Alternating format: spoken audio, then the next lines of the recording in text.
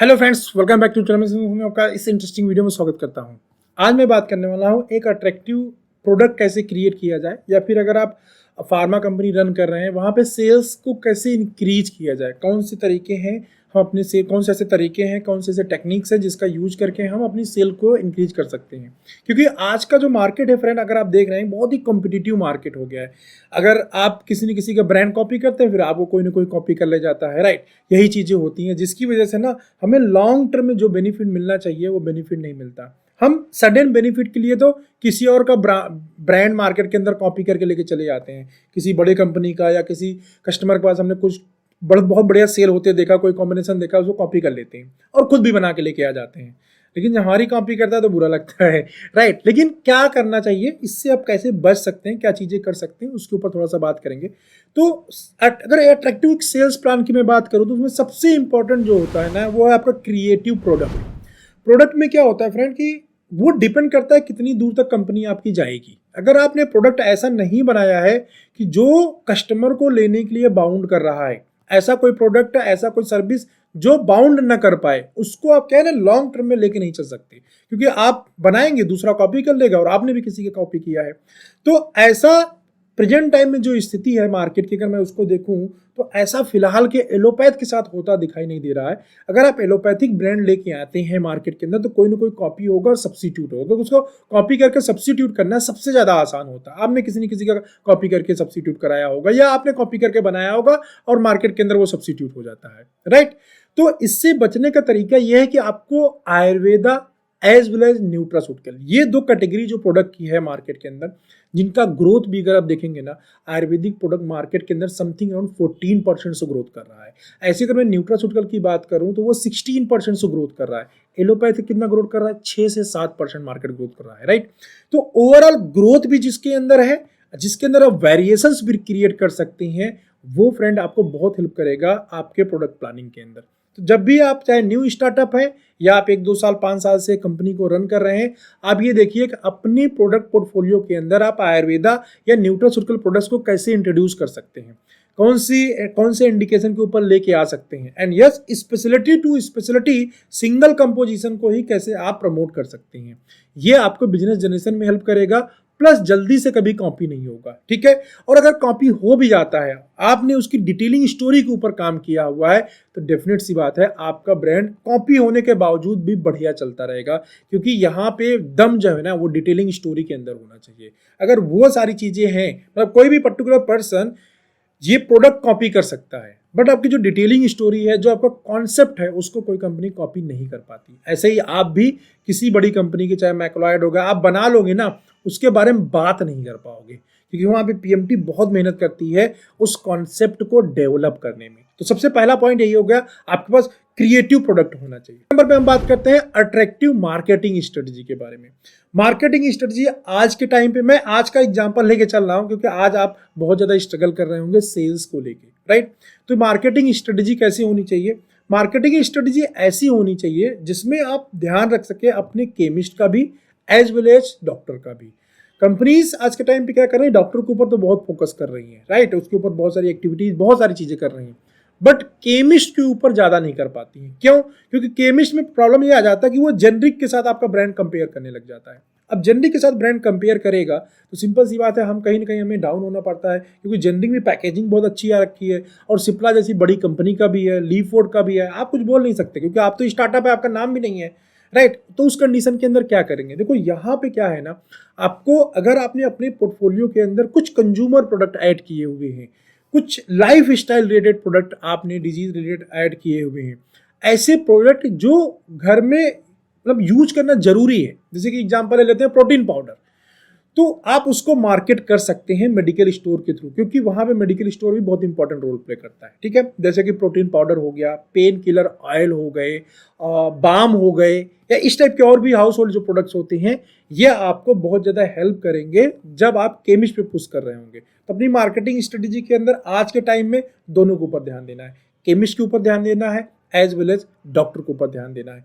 Chemist के ऊपर आप ये भी बोल सकते हो कि केमिस्ट पे सर प्रमोट करने में क्या है कि स्कीम्स में बहुत ज़्यादा देना पड़ता है। स्कीम से अगर आप बाहर आना चाहते हैं, आप ये चाहते हैं कि मुझे स्कीम ना देना पड़े प्रोडक्ट सेल करने के लिए, इसमें आपको डिजिटल मार्केटिंग बहुत ज़्यादा हेल्प करेगी, राइट। या आप ऐसे और भी अट्रैक्टिव स्ट्रेटजी जानना चाहते हैं, कैसे होती हैं, क्या चीज़ें होती हैं, कौन सा प्रोडक्ट लेके आना चाहिए, उसके लिए कौन सी स्ट्रेटजी हमको डिज़ाइन करनी चाहिए, अगर ऐसा आप जानना चाहते हैं तो मैं एक द मास्टर प्लानिंग करके वेबिनार कर रहा हूँ, जिसका डिटेल मैं आपको डिस्क्रिप्शन में मिल जाएगा, वहाँ पे जाइए, उसके अंदर रजिस्टर्ड करिए, ठीक है। आप वेबसाइट पे जाएंगे, सारे डिटेल्स आपको मिल जाएंगे, ठीक है।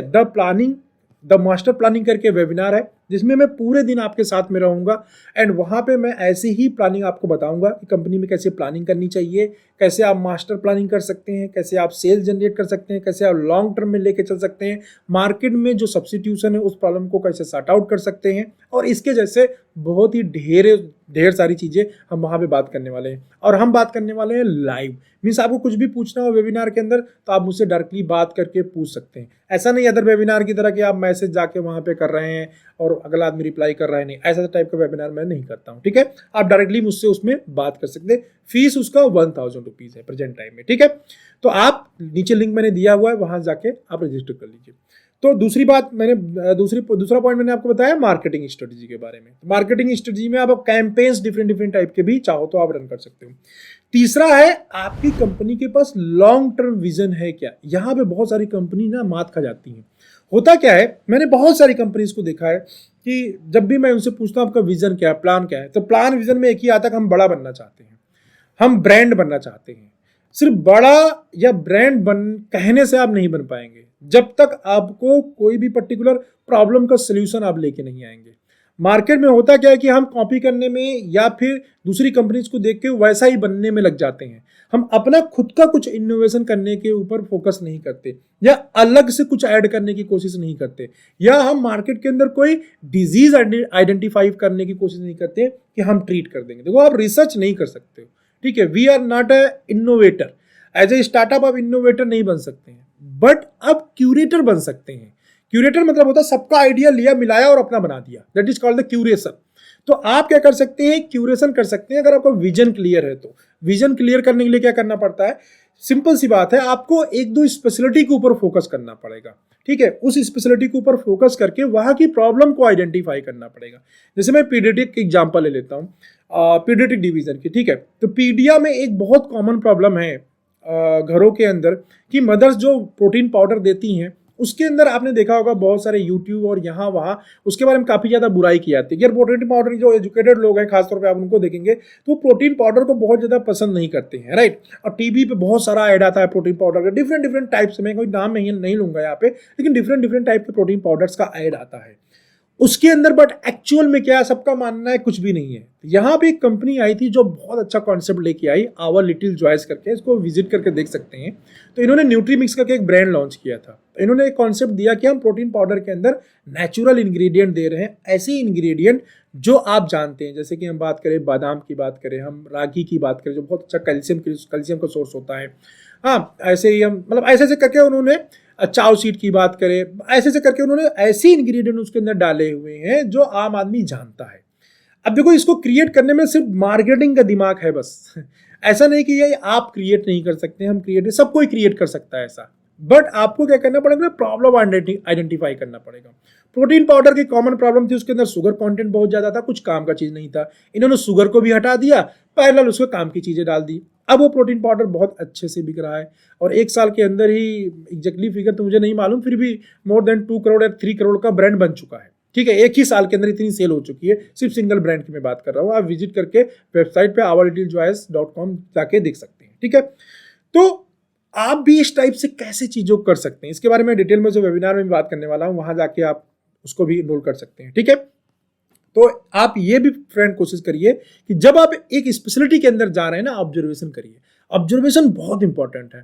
जनरली हम क्या करते हैं, ऑब्जर्वेशन नहीं करते, हम सिर्फ काम करने जा रहे हैं, हमें कॉल करना है, कॉल काउंटिंग करनी है और सेल टारगेट हुआ कि नहीं, सिर्फ इतना दे रहे हैं। हम ये नहीं देख रहे हैं कि यार एक्चुअल पेशेंट ना प्रॉब्लम कौन कौन सी क्रिएट कर रहा है, ठीक है, गायनिक के अंदर बहुत सारे प्रॉब्लम है, इरेगुलर पीरियड की बात करें, मेंस्ट्रुएशन की बात करें, इससे रिलेटेड ऐसे प्रॉब्लम्स है जिसके ऊपर आप बहुत बढ़िया सोल्यूशन आयुर्वेदा के अंदर लेके आ सकते हैं, उसको मार्केट कर सकते हैं, उसको सोशल मीडिया पे लेके जा सकते हैं, वहां पे उसके बारे में बात कर सकते हैं, उसको डिफरेंट डिफरेंट इन्फ्लुएंसर इंगेजमेंट भी कर सकते हैं, उसके लिए आप बहुत सारे केमिस्ट पे होर्डिंग्स लगा सकती हैं, राइट। इस टाइप की बहुत सारी चीजें की जा सकती हैं। और ये जब प्रोडक्ट बिकने लग जाता है एक बार ना, तो होता क्या है कि मान लो 6 महीने 1 साल आपने मार्केटिंग किया, अच्छे से जम के मार्केटिंग किया, और उसके बाद अगर आपने 25% कस्टमर भी आपके ऐसे हुए जो उसको बिना प्रिस्क्रिप्शन के परचेज कर रहे हैं, बिना किसी के एडवाइस के परचेज कर रहे हैं, क्यों? क्योंकि उनकी वो नीड बन चुकी है। जैसे मैं एक पेन किलर ऑयल का एग्जांपल लेता हूं, मैं एज ए कंपनी का पेन किलर ऑयल को प्रमोट कर रहा हूं सपोज दैट, और मैंने उस पर बहुत अच्छा खासा मेहनत किया 1 साल 2 साल,